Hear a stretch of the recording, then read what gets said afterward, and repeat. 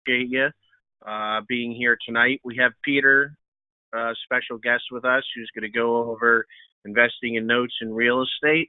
Just want to let everyone know that Camoplan does not offer any investment advice or endorse anybody.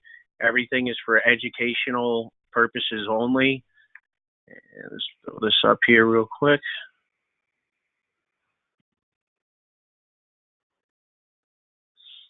We strongly advise that you consult with your accountants and professionals, attorneys, before making any investments. So without further ado, let's go over and get Peter started here tonight. But as I'm switching this over, why don't you tell us a brief background and your experience of how you got started? Sure. Well, I'll start off by just saying, thank you for having me, Ryan. It's great to be here and talking to everybody. November actually marks my 5th year in real estate and note investing. So it's been a great year for me. I got my start with PPR Note Company 5 years ago last month, and I started in marketing. And we were selling a lot of courses back then, doing distressed second note investing. And I quickly transitioned from the marketing side to raising capital. And PPR manages several funds. If you don't know who they are, you should certainly look them up. They manage a lot of note funds. So during my time there, I was working for Dave, raising capital for the funds. And I bought my first house, which was a duplex that I still own and manage today. And, my background and experience is mainly in raising capital. So I'm a real estate investor personally as well.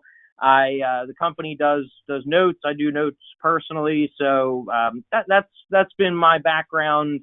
But me personally, I'm a people person, and what I enjoy doing in real estate more than anything is building relationships and rapport with investors, accredited investors, people that are interested in investing passively in real estate backed, whether it's real property or notes investments.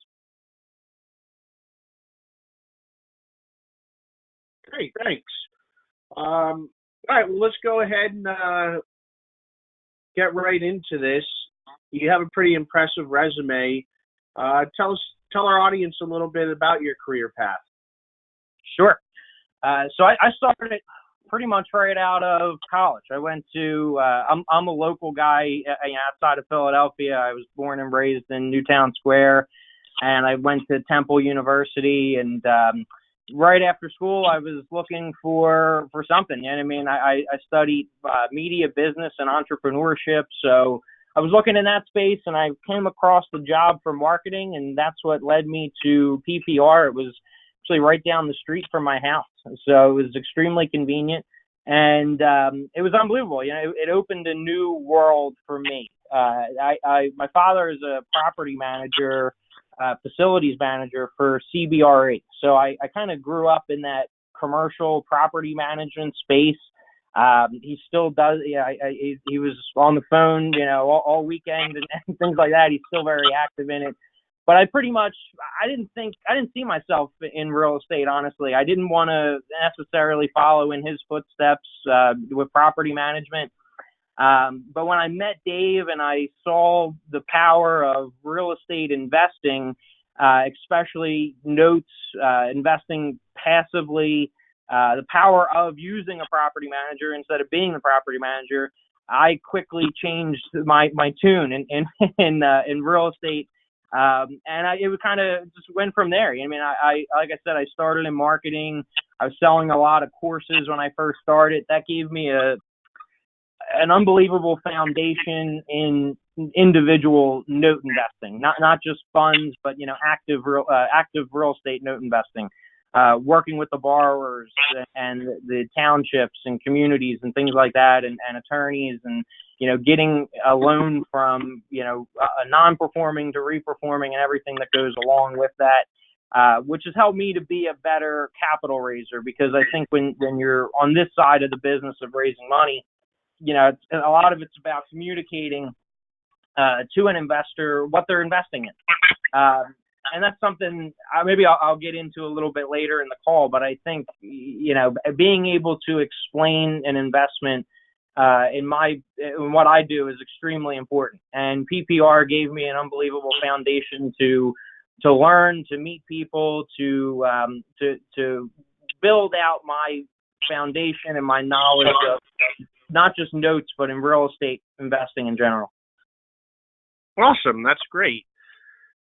So tell us about your company and what it is that you guys actually do.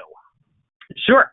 So it was at the beginning of this year. It was in February. I always say this jokingly. I wanted to, even from day one, I wanted to be Dave more than I wanted to work for him. But I definitely understand, and I still to this day, working with people that are experienced, that have been around the block and have done all kinds of different things in real estate and investing and in business and things like that. So I decided I wanted to, after 4.5 years, I wanted to branch off and start to grow my own personal brand. I had a couple hard asset deals in the works. I've also, I've been growing a brand called Accredited Life, which is a lifestyle community brand.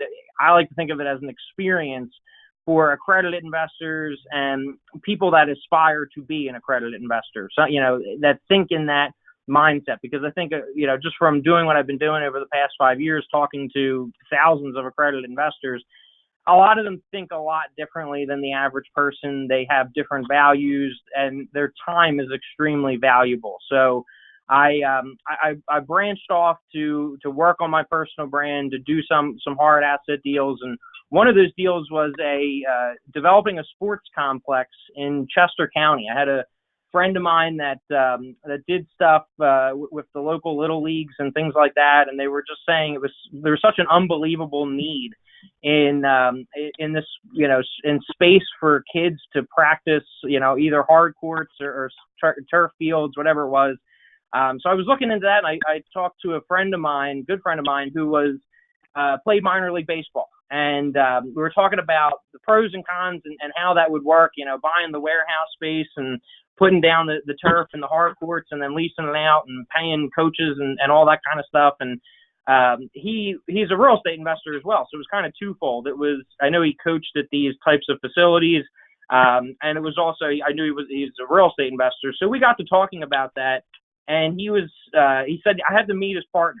So he was working with this guy who was an asset manager, construction manager, investor for, nearly 25 years, started as a builder. And he was telling me about what they were doing. And it was primarily investing in workforce and affordable housing. And that really sparked my interest. I've attended Strategic Investor Alliance meetings and have seen, just over the past 5 years, all kinds of different investments and different investment vehicles, funds, individual deals, and all kinds of stuff that you can do.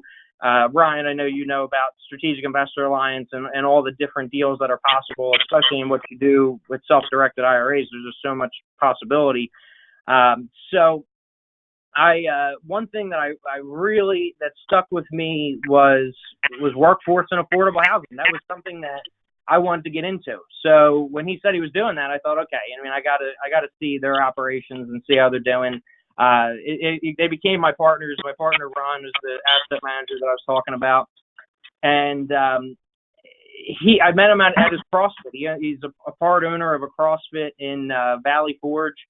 And we got to talking and we spent about 8 months together. And at the beginning of September, I decided that I would come on as an equity partner and raise capital for, develop their brand and start funds and start to raise capital, because they were using all personal money, leveraging it with some bank financing, things like that.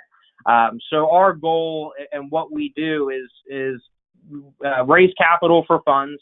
We acquire assets that are real property, so actual houses, whether they're distressed property off market or REO property from banks and financial institutions, things like that. And then what we do is we'll revitalize the property, and then for the goal of to keep it as an income producing property. That is our true goal. We do resale properties off. So we'll buy it, at a discount, put work into it, and then add value, then sell it off. But our goal is to grow our holdings and income producing property in workforce and affordable housing. And right now we have properties throughout Pennsylvania and the Philadelphia area. We have stuff throughout New Jersey and Maryland as well. Great. And what do I actually do? I raise money. That's my my partners are the ones that do the asset and construction management and that kind of thing. The thing that I do on a daily basis is building rapport and raising capital and growing our investor family. Awesome. So what makes you so passionate about this, and what makes this opportunity so special? Why do investors want to do this? Sure. Well, my big thing that gets me going and that drives me to do what I do is the people at the end of the day, first and foremost. So I've got a great relationship with my partners. I enjoy coming to work. I enjoy talking to them. I enjoy learning from them and working with them. It's been a great experience. I love to share my experiences with investors. I love to share great opportunities with investors.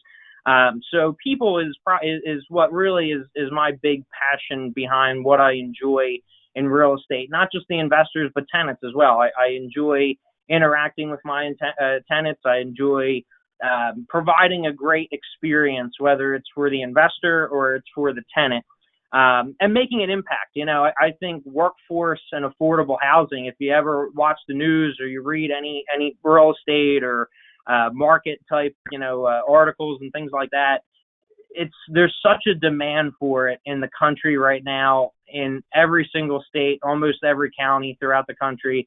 So to be able to provide quality workforce and affordable housing units to good, hard-working people, it drives me. It's something that I enjoy coming to work every day doing that. It's I think socially conscious, right now is such a big thing in investing, that it just gets me going. I think it's filling a need and adding value in a way that I don't see a lot of other companies doing and things like that. One thing that I was reading an article a couple of days ago, it was one of these, workforce affordable housing research articles, and was talking about how, I'm sure you've seen all these, huge, syndications where a lot of times people want to push a Class B up to a Class A type property. And that's great. And there's a lot of great opportunity there. And it does affect the affordable workforce housing inventory. So it just creates more demand for these properties. Same with short-term rentals, the vacation homes and the Airbnb stuff and all that. It's a great opportunity. There's plenty of money to be made, but at the same time, it just creates more demand for workforce and affordable housing because it's taking units and stuff that was affordable out of the marketplace. So just creating a larger demand for it. So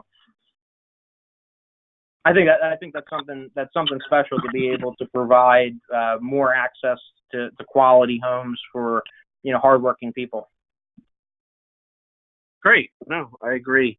I just want to let everybody know, too, if you have any questions, you're welcome to type them in the chat box, and we'll get to those. And we'll also, you can ask questions at the end as well, type them in there. But to carry, Ryan, I'll interrupt you. I'm sorry.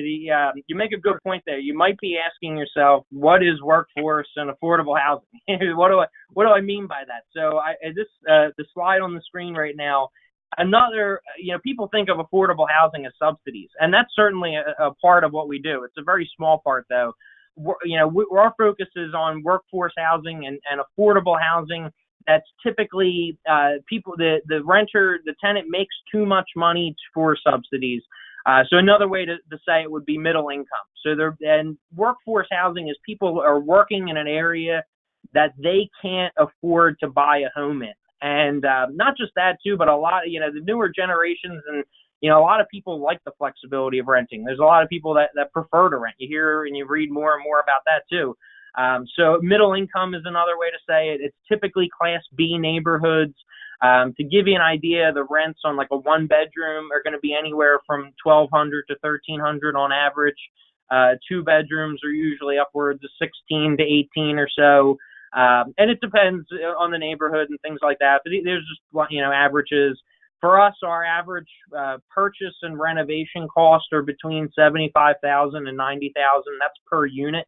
And typically the after repair value is going to be on the low end of about 130, on the higher end of 160, 165, 170. So like on an average about 130 to 150 or so. And like I said, workforce affordable housing, it's been consistently outperforming the overall housing market. It's very consistent. There's low vacancy, and it's in very high demand right now. So that's, I think, something that makes it special, that we're adding a value that's very much needed in the country right now.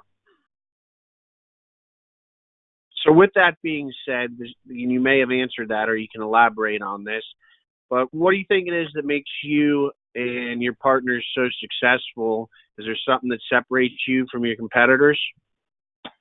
Yeah. So, and it's right on the screen there. It's in-house, all-in-one asset management. We call it all-in-one asset management because we do everything in-house, from acquisitions to comes back to that raising capital, acquiring assets, and executing effectively. So we raise our capital in-house. We do the acquisitions internally, relationships with off-market, real estate professionals and wholesalers, things like that. Provides a lot of deal flow for us, a lot of great relationships there. And same on the government side. So we source product from government service entities, such as HUD, Fannie Mae, Freddie Mac, those types of government service entities. And we see great price points there. We see very consistent deal flow there, very quality products. Something that, we're talking about real estate and notes. So a lot of the real estate that we buy is through financial institutions, in the REO position, and then off-market deals, through relationships we have with real estate professionals, whether they be brokers or wholesalers and things like that. So those relationships are, constantly filling our pipeline of acquisitions. And my partner, Ron, he's on the asset management side. He's the managing partner of GSP REI. Like I said, his background, he was a builder. He's been a real estate investor, flipping houses and creating cash flow producing properties for the past 25 years. He owns a construction company. So we do all of our construction and our project management internally. And I think that makes us a lot more competitive in the marketplace because we're not paying as high of a cost as somebody that outsources the asset and the property management and things like that. So we're able to bid a much more competitive price. And so I think that, and two, we have control over the entire process from start to finish. And I think that's very important. So I think that there are things that definitely make us successful, and buying right is a big one. And I'm sure everybody's heard that a million times, but purchasing right, we're talking anywhere between, like on average, about 55, 57% discount to market. So even at the worst of times and recession and things like that, you're collateralized to the properties that the company owns. And, I think being collateralized to real property at a time like that is crucial, especially at such a discount to market. And then just for, just staying with the income side of things, I see workforce affordable housing not only staying consistent during a recession time or something like that, but really probably expanding at a time like that. I think you're going to see people moving out of the Class A's and things like that into something that's more affordable. Great. So risk is important to me, and I'm pretty sure it's important to our audience. How do you mitigate it? Sure. Well, like I said, purchasing right is a big one. Not overextending yourself on the purchase price, and making sure that you can rent the property out and continue to cash flow, and keeping the rents affordable. And I think that's important. Diversification is important. Being diversified over a large number of properties, not only single family but multifamily as well. I think that's important. Like I said, I think doing everything in house, keeping control over the process from start to finish is a big one. But our funds are structured as 506 private placements, 506 Cs. So when you invest in a fund, I always tell people this, that you can lose all your money. And that's the largest risk at the end of the day.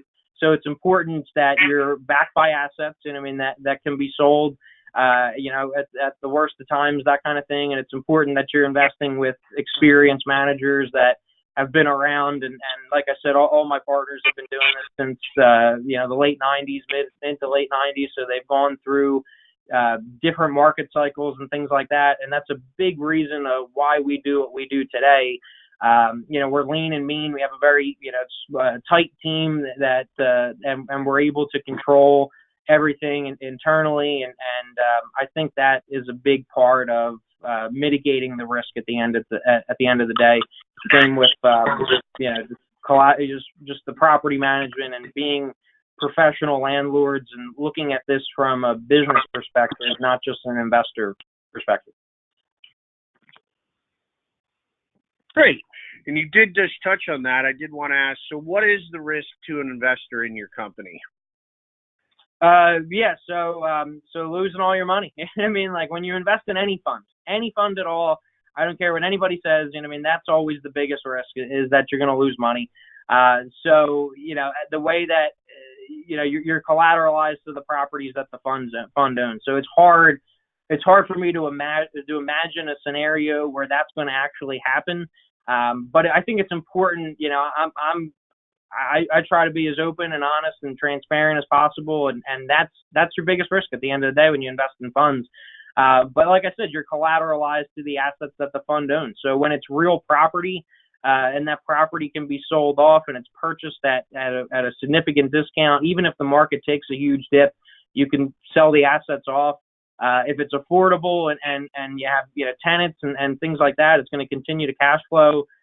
Same with notes. To give you an idea on like the note side, we buy notes that we look to turn into income producing workforce affordable housing units. So we will buy occupied notes, and we have a workout specialist internally that works with the borrowers to keep them in their property. But our bread and butter is purchasing vacant first mortgages. So I call them pre-REO. So we'll just work through the foreclosure process, take the property back, and then we do what we do. We revitalize, lease, and manage, or we retail off if we feel that that's the best fit for the property. So that's what I like about a fund that's collateralized to real property. And I'll get into the funds in a couple minutes, but the real property fund, your collateral, I think we're estimating 72 units. So you're, depending on how many shares you own, you're collateralized to over 72 properties. And saying like the note fund is upwards of 100, 120 units or so. So diversification, it's in different markets spread throughout the Eastern Coast. The hard property fund goes mostly for the Mid-Atlantic, Pennsylvania, New Jersey, Maryland. The note fund does about 22 states, mostly on the eastern side of the country. So diversification, I think, is a big one there. And then, like I said, just buying right. And if the market takes a dip or something like that, you could still sell off. You have a hard asset there that's worth something at the end of the day. Awesome. So can anyone invest in your company? And is there an opportunity to invest in your company now and make money? Sure. So for anybody, you have to be an accredited investor. It's structured as a 506C fund, so private placement memorandum. So we need to have accredited documentation on file. So if you make $200,000 a year, something that shows your income. If it's you and your spouse, $300,000, something that shows that. If you're a high net worth investor and you have over $1 million in your PAMA account or in other IRA accounts, or whether it's in property or assets, whatever it may be, need something on file that shows that you're an accredited investor. And then, once that is satisfied, then, you can certainly invest. We have GSP1 is our real property fund. So that focuses on acquiring residential property. It's a $6 million raise. Like I said, it should own about 72 units. It's 25,000 minimum. Investments are 1,000 a share. So anything over 25 is just 25, 26, 27. It's 1,000 per unit. It pays a 9% annual preferred return for 1 year, and distributions are made on the 15th of each month. And then I'll give you the other one too. It's GSP2 is our first mortgage fund. And like I said, I like to think of it as pre-REO. So for the most part, we're buying vacant first mortgages that will work through the foreclosure process, take the property back, and then do what we do, either retail off or we'll lease and manage. That's a $12 million offering. It pays a 10% preferred return, and that's for 3 years. And same thing, it's a 25 minimum, 1,000 per share, and it pays on the 15th monthly. And to go back to like what makes us different, I'm your guy. I am the vice president of investor relations. I'm the point of contact for investors. If you want to go to properties with me, if you want to, we'll get on a property tour and to tour you around. You're always welcome to come into our office here in Paoli, Pennsylvania. And I do calls weekly. So it's important to me that everybody knows what's going on. And my goal is just to provide the best experience that I possibly can. So every Friday at noon Eastern Standard Time, I do a webinar call, kind of just like this. We do it's through Zoom, but it's the same thing. I'm typically in the office, or I'm out on the property or something like that, or at an event or something, and we're just talking about the fun, what's coming in, what's going out, what's in our pipeline, what we're acquiring, successes, everything that's going on with the company and the funds. So I'm more than happy to have anybody join me on that and ask any questions. I think it's cool to be able to ask us questions on a weekly basis and to see how things are going, but to hear from other investors and get their perspective and hear the questions they're asking and things like that. I think that's it's a cool experience. I have a lot of fun doing it too, and a lot of great people hopping on. So it's everybody's always welcome on that. Great. So before we finish up here, do you think this is a good investment for a self-directed plan? I do, certainly, yes. I think I put a slide together. I think it's a good one. It's completely passive return. So like I said, workforce and affordable housing, we look at it as a business. We're business executives, we're professional landlords. So we have a system and process to what we do. The company's been around since November of 2018 as this brand, but my partners have been doing this, and like I said, their experience, I think we added it up. It was over 80 years of combined experience through the partner team, and over 500 million managed real estate and asset-backed assets under management through their different businesses and ventures over the years. So all their experiences have led them to this workforce and affordable housing model, to running lean and mean, and the way that we operate through our office and things like that. And we don't have the huge overhead of a big office space and a ton of employees and things like that. And like I said, we're impact investors. We're not tied to workforce and affordable housing or anything like that. We just see that as the biggest opportunity right now. Like I said, my partners have done new construction and building homes and apartment buildings.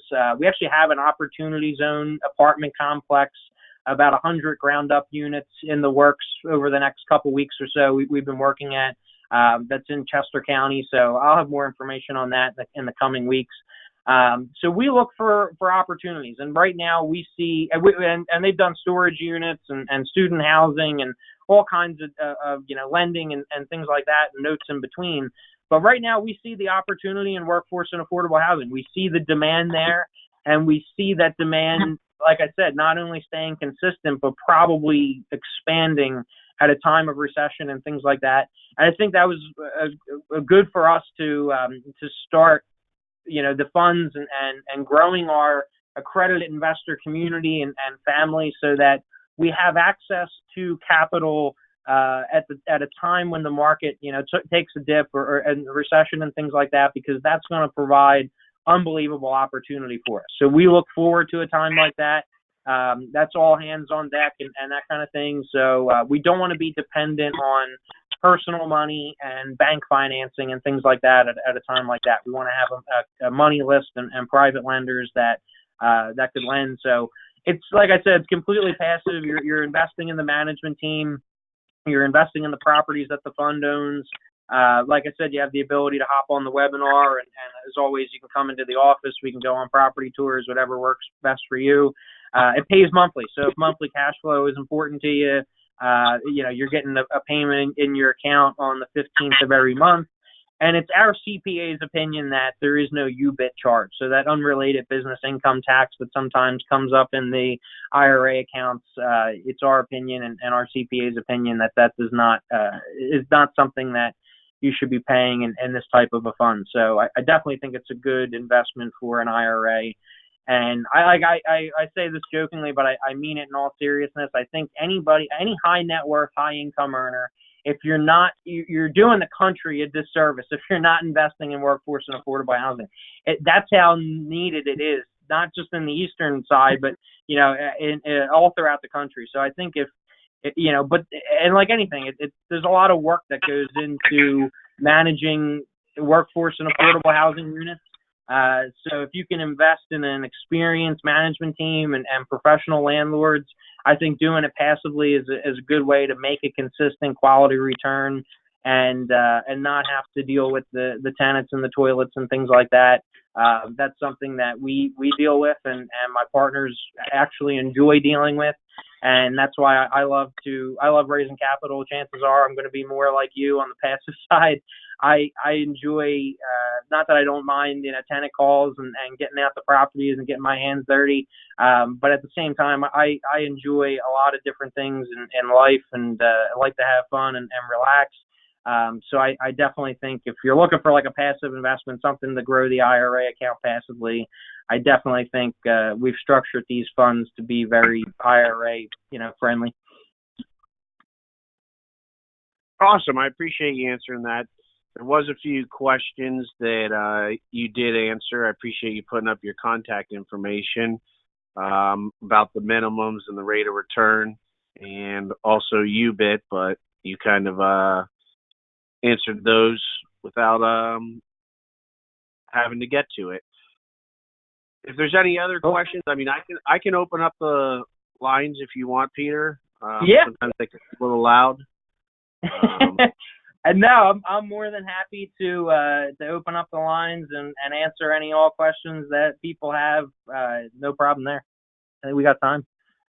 Okay, and if it's too loud, I'll just cut it off. But and if anybody would like to contact me to be able to use your retirement funds, it's Ryan Fisher, R. Fisher, RFISCHER @camaplan.com. And the phone number is 215-283-2868. But let's go ahead and unmute these. If you guys have questions, we'll leave it open for, a minute if you guys have questions. If not, then we'll go ahead and end it. I appreciate everybody attending today, and thank you for the information, Peter, and look forward to working with you and your clients. Awesome. Yeah, I always look forward to working with you, and I have my personal account with you guys, and always have a great experience. So and like I said, I'm very happy to be here with everybody. And I can answer any and all questions now, and you could schedule time with me through our website. It's GSPREI.com. That's my cell phone, so you can call, text me, email me on that email there. Whatever works best for you, I'm available for you. And like I said, if you want to come out, do a property tour, or you want to come to our office, meet me, meet the team, whatever works best for you, I'm available. Great.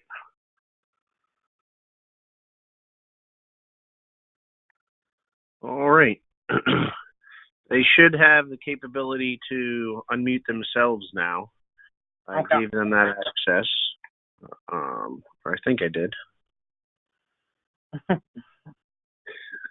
Was there anything else in the meantime that you can tell us that you think would be useful, Peter? No, I'd just be interested to hear if anybody has any questions. Like I said too, I can't stress enough on hopping on those our webinar calls, and you can just email me or call me, and I'll send you the call-in information for that. Great opportunity to ask questions and to hear what other people ask and things like that. I think sometimes it gives you a better perspective. And then I have documents too, like the private placement docs and our portfolio model, which explains the capital that we're raising. One thing that I did mention was, with GSP 1, we put our money where our mouth is. We went out and we purchased over $4.5 million of assets for that fund using our personal money and using a little bit of bank financing for it. So it's 40 units, 10 are resale properties, and once they're finished and sold, it's about a little over 900,000 coming back to us that will be redeployed into the fund to purchase more assets. And then, I think the other it's 30 income producing properties. So the preferred return is already being paid through the properties that we've acquired for the fund, which I think is pretty cool. And I can send you all the information on that. And then, we could talk it over, at another time, that kind of thing. Okay. So I did have another question come through. Okay. Does the fund have to be liquidated in X years?